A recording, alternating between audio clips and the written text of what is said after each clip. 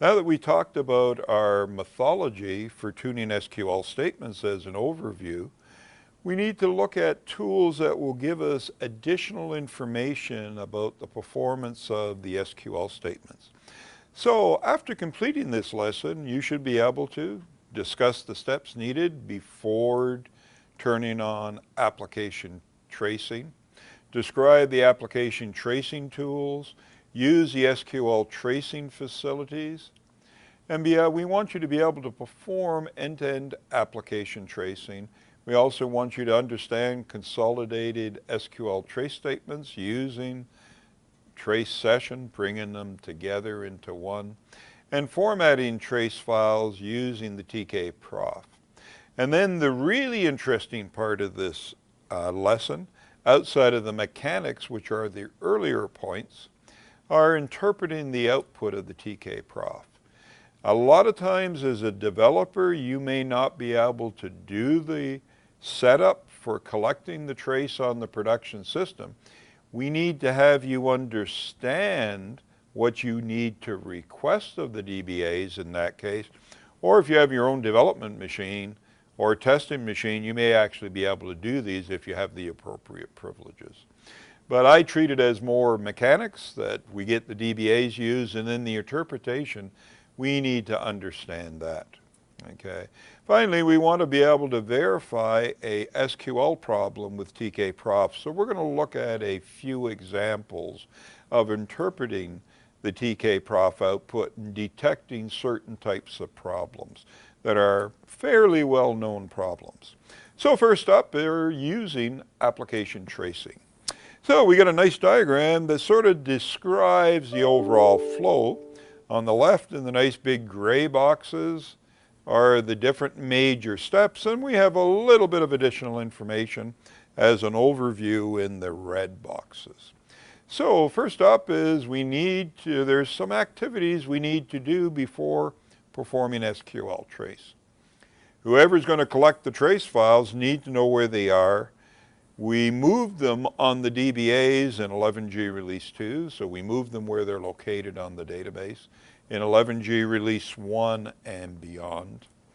And what we want to do is figure out what we should be tracing. We want to limit it to a particular session or even a part of that session if we possibly can. The more we can restrict it, the less resources it takes to collect the tracing. It always costs us extra effort on the server to collect tracing information. What we like to do is bound it enough that we get what we need to work with the SQL, but minimize the time the tracing is on. So if we can decide what needs to be traced up front, that's very helpful. Then it needs to be enabled. You need to turn on SQL tracing. We'll also talk about end-to-end application tracing using Enterprise Manager, how easy it is now to turn on. And then we need to run the SQL statements as part of a workload to generate the load in the SQL statements into the trace file. Quite often, I would prefer to have the application users do that. Despite that I wrote the code for the application, I find a lot of cases real users use it slightly differently than I expected they would when I wrote the code, my vision of how the application. So I find it very useful. They know how they use the application. They know what they do normally. Quite often, if you're having to somebody generate the load by running an application, it's worthwhile having the application users do it. Once we've run enough of the application to collect the data we need to disable tracing. We just want it on for the period we need. And if we're using JDBC connection pools, if we're using shared servers on the Oracle database as an option, or if we're using .NET connection pools, we end up with multiple server processes that have different pieces of the SQL for either a different logical session or a different user or a different portion of the application. What we want to do, we eventually want to run it through tk-prof, but tk-prof knows how to take in exactly one trace file and output one formatted version of the SQL in that. Now we have multiple trace files, so we created a little utility a little while ago called trace session. And what it will do is take a group of trace files and take some condition and dump it into one consolidated trace files. And then we can run it through TK-Prof to get it formatted so it's a little easier to read. And then we need to review it. So sometimes up to and including the execution of TK-Prof may need to be done by somebody with elevated privileges on the database. This, we need to understand how to analyze the results. Doesn't matter who collects it, we need to understand how to analyze the results and interpret them, especially in particular cases and that out there.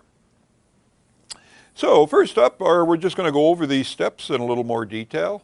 What needs to be done before? We have to determine location. If we're on 11G Release 2, they go under the Advanced Diagnostic Repository. Usually that's up to the DBAs to find them.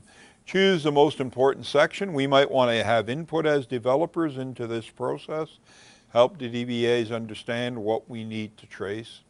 One strategy is to find a session with the highest CPU, if that's the one causing the problems, and then trace their session and probably look at the top 10 statements or top 10% of the statements, okay, based on some condition.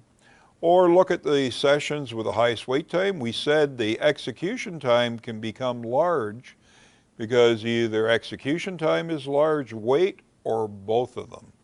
And we combine the wait and the CPU time into overall DB time on the database. The sum of the two of them are database time.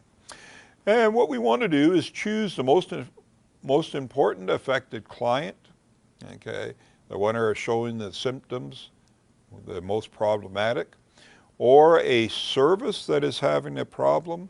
The database broadcasts its global name as a service. Additional services can be added to the database. If we as developers instrument the PLSQL code with modules and actions, we can have even more fine-grained. Instead of just at the service level, we can do as a sub-portion, a logical portion of the application as a module, and perhaps an action within a module. I might make an action a transaction. You could make it a single statement if they were complex enough or long enough running, but I might make it for a pure OLTP. I might make a particular transaction. They're usually still pretty short and snappy, but there are a group of SQL statements that are related together. A number of transactions might make up a model, and a group of modules make up a service that could represent an application or a portion of an application. Okay. We can also collect the data and choose the most important user. If we have individual users on the database that are being impacted, quite often if they're coming from a mid-tier, the mid-tier uses one account for all the users to connect to the application. So sometimes it's more effective in that case to do it by service, okay, or by a particular client identifier. And we can do it by individual sessions. It can be done in the command line. It's really convenient to be set up in Enterprise Manager Cloud Control these days, if it's available to you. And you also might want to take into account the user's feedback. And as I mentioned, I quite often let the users execute the application. They know how to do it. So now we need to get the application tools set up. Okay. There are a number of ways of turning on SQL tracing today. Okay, one of them is with DBMS Monitor, one of the many packages we add to the database every release. We seem to get more. This one has been around for a while. And we have a broad scope one that I don't suggest people use, which is trace the whole database. It will trace every session running on the database. It will generate a very large number of trace files, probably fill up the trace destination, and nobody will have time to look at all of them. You need to really limit the scope more than that. You can, within a session, you can turn on tracing. In fact, you can do DBMS session, okay, to turn on, you can do DBMS monitoring for your own session. And when you do that, you actually don't need elevated privileges to do it then, okay? You can also do it for a particular session, set SQL trace on and set SQL trace off. And you can do it by an alter a session to set the tracing on, set SQL trace equals true, and when you're done, you can turn it off. This is a second way of allowing you to do it within your session, but this method requires alter session privilege. If you do it with the DBMS monitor package, it doesn't require alter session. It's built into the package. That makes it a little easier if people have limited privileges within a particular environment, okay? And then there's the end-to-end tracing. We can turn it on for a particular client ID using DBMS Monitor, a particular service, or if it's being instrumented with a module, a service module or a service module action. And we can enable the aggregation of the stats, and we can enable tracing the similar way, okay? We can also set it on for a particular session based on the session ID and a serial number for it, or by a particular session identifier that we've added to the session. And you can enable tracing accumulated across the whole database, but not enable tracing across the whole database, but not as useful, I find. You really want to limit it to a more limited scope when you turn on tracing, at least in my. And be careful, if you do turn it on database-wide, it is a fairly significant performance hit. Depending on your version and your database, is somewhere around 50% hit in performance, give or take a bit, which is more than I really want to have, especially on a production system. Next up is using the SQL tracing trace facility. And this is where we get into talking about, we have multiple dedicated servers from a Java application that are being started to support a particular application. If we have connection pool, the same thing happens, but now each of the dedicated servers is persistent. They just get reused by the application. Saves us that time starting up new processes for the database all the time. But the net effect is we could have a particular function in the database like CRM, and it's being run by different dedicated servers. Both of them will have SQL statements for this application. We have another one using another group. And we want to retrieve the traces for the most impact session, a particular user, or the whole database. I prefer the first two personally. Okay. Tracing your own session. When to use it? It can be used where the session is accessible to the user before the start of it, or the developer. You can enable it in your own session if you have alter session. Okay, by just altering session, set SQL trace equals true. Execute the one or more SQL statements. You're interested in getting a trace file. And then they forgot you to show you the full details. And what you should do is disconnect. If you're doing this in SQL+, disconnect from SQL+ cleanly. The trace files are buffered in the processes. And if you don't disconnect cleanly, what you want may not have been written down to the trace file, which is usually the last statement you entered. So make sure you disconnect cleanly, and then go get the trace file if it's on your database, and view the trace information.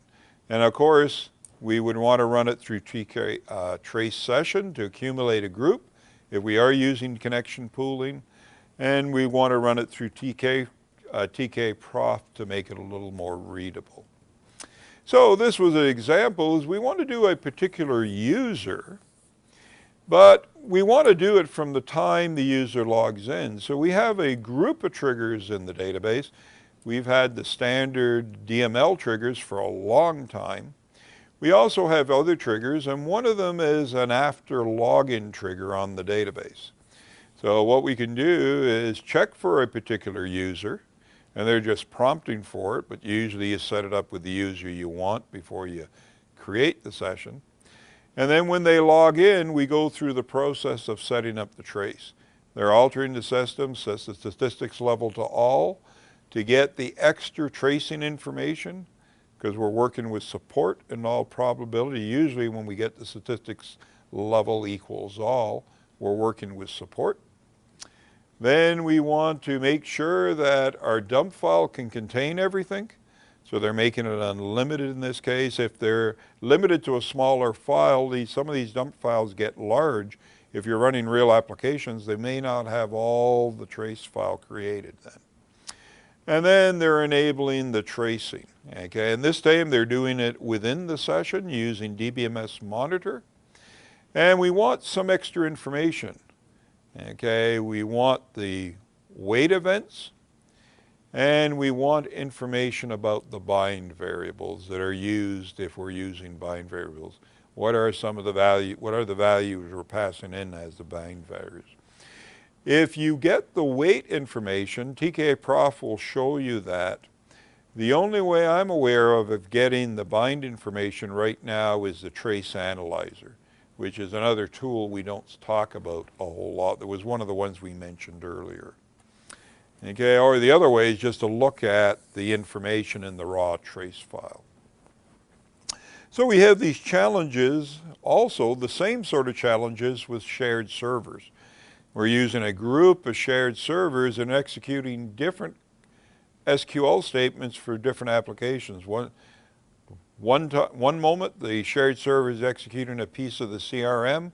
The next statement it executes is a piece of the ERP application. Then it may execute another ERP for one user, or it may execute another statement for another user. So these are just a couple of users that are running the CRM. So we want to know how to get all the trace information for the CR application that is using a group of shared servers. For a particular client C4 on the left here, one of the ones using CRM, or session 6 that happens to be this one up here with client JF. Okay, in it. So next up is the end-to-end application tracing. This was intended to simplify the process of diagnosing performance problems in multi-tier environments by allowing application workloads to be seen as services, okay, and optionally as modules and actions, or by clients and sessions. Okay. DBMS Monitor is used for finer grain granularity of the service aggregation. We give you the service for free. If you want to do the module and actions, it has to be instrumented, and then we have to request it. So in the DBMS monitoring package, there is a server _mod_action_stats enabled. Okay, you can pick it at a certain level, and there's also the disable. And the possible levels are aggregate. We always do services automatically. You don't need to request it. It will be in the output automatically. If you have instrumented the application, or somebody has instrumented it with module names, then we can do service and a module.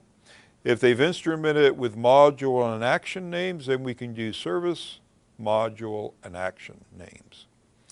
Database settings for how we're going to aggregate it, whether we want to do one of these advanced aggregations for a particular application in a particular area, is persistent across database restarts. It remembers the setup for you.